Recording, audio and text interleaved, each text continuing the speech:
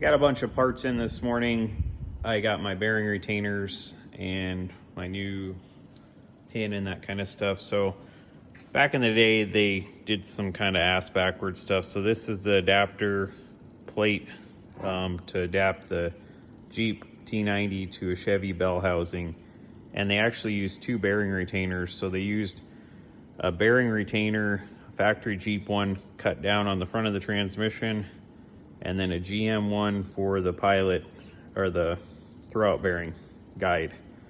The problem with this is an old style Jeep one that just has an oil groove, no seal. So there was a bunch of oil pooling up in the adapter housing, running out the GM retainer that didn't have a seal into the bell housing. So Rob at Willys Works sent me this Jeep 6-cylinder one. I'm gonna cut it down to the length of this one and then install it. This one has a seal, a lip seal, so hopefully that will take care of my leaking problem. So I got it marked. I can actually make it a little longer than this. I have it marked the length of this one, and then I have it marked where I think I can cut it to and still fit inside this adapter housing. So I'm gonna go ahead and cut it to the longer mark, see if it fits, and we'll go from there. So I got the retainer cut off, turned out pretty good. I freehanded it in the old Powermatic bandsaw. And turned out pretty straight. So I'm gonna go ahead and check the fit on this, and I will. So I got both the retainers in here. Here is the GM one, and then here's the one I cut. It's flush with the adapter. It's not causing the other one to not clear. So my guesstimation slash rough measurement worked out pretty good. I'm just gonna deburr this one a little bit, pop the seal out, clean it up, and then I'm gonna install this on the transmission here. And hopefully that'll take care of the leaking problem. So I got the retainer all kind of polished up, deburred, coated it with silicone on the outside, and I put the seal in. So I'm gonna slip this on and then work a little bit more on the transfer case. I've got a couple helicoils ordered for the bell housing. I'm gonna fix these holes in the bell housing, helicoil them. And I wanna use the adapter housing as a guide, so I make sure and get those square and everything. So I'm gonna put this retainer on. I'm gonna change the rear output seal, put the e-brake drum back on, and then put the bearings and shaft back in. I did get the new shaft and I've got new bearings, so I'll go over that stuff here shortly. So I got the bearing retainer on here. I showed earlier I cut this down, so I cut it down, kind of smoothed it out, took the edges off it. I got it bolted into place, new seal in there. Got the galling off of this shaft. I don't know if I talked about that earlier, but I got the galling off, polished the shaft. I'm working on the idler shaft right now. So I got the new shaft in from Rob at Willys Works in Tucson. I think this is Herm, the overdrive guy shaft. It has O-ring grooves for sealing. And I also got new bearings from Rob. I went ahead and put a spacer in here. So factory, there's nothing between these bearings, and there's about an 1/8 inch clearance between the thrust washers and the top of the gear, and that can cause these bearings to kind of flutter. So I'm gonna go ahead and put a spacer between these, and then that brings this up flush with the top of the gear, so a lot less chance to make noise. I'm gonna go ahead and get that in, put the O-rings on the shaft, put the pin in, and then I'm gonna go ahead and reseal the rear yoke, put the drum back on. Then this thing should be about ready to go in. So the nice thing about these caged bearings is you don't have to have a dummy shaft. I'm not gonna knock any of the bearings out of this when I put the pin in. So I'm gonna go ahead and get this in. So I got the emergency brake assembly back on. Before I did that, I had to put the idler shaft or main shaft or whatever you guys want to call it, intermediate shaft in this transfer case, you can't get the pin in with emergency brake on. So new bearings in here, put a spacer between the bearings to help with chattering, and then got the new pin in that was cracked. Got the emergency brake assembly on. I wiped the shoes down, they feel good and clean. And I'm going to put the brake drum on and adjust the emergency brake shoes.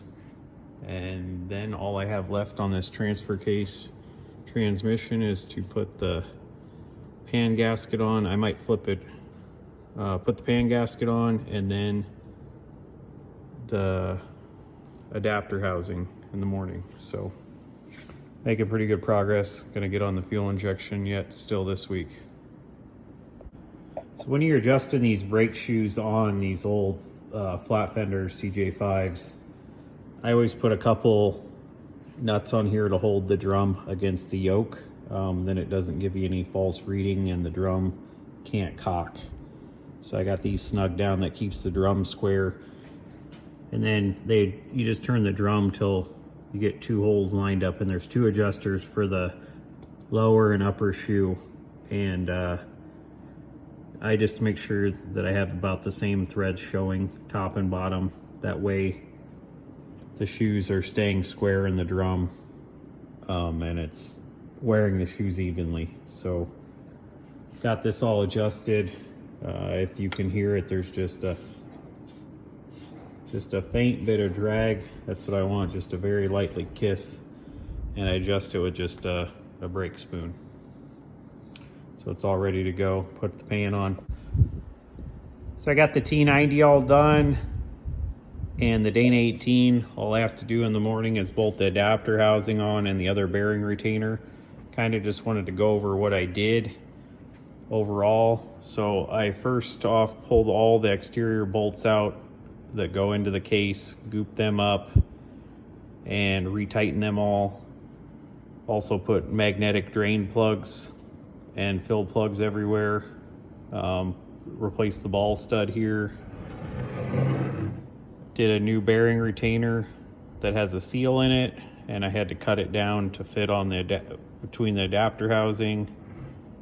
Gooped the slinger bolts up. I also took the metal transfer off here where the pilot bushing was galled. New shifter shaft seals, new front yoke seal. These bolts you can see are all gooped up too. I replaced the intermediate shaft. It was cracked, and new bearings on that also. More drain plugs, resealed the pan, cleaned up the emergency brake, adjusted the brake shoes, new rear output seal, also readjusted the rear bearing preload. I think that's about it.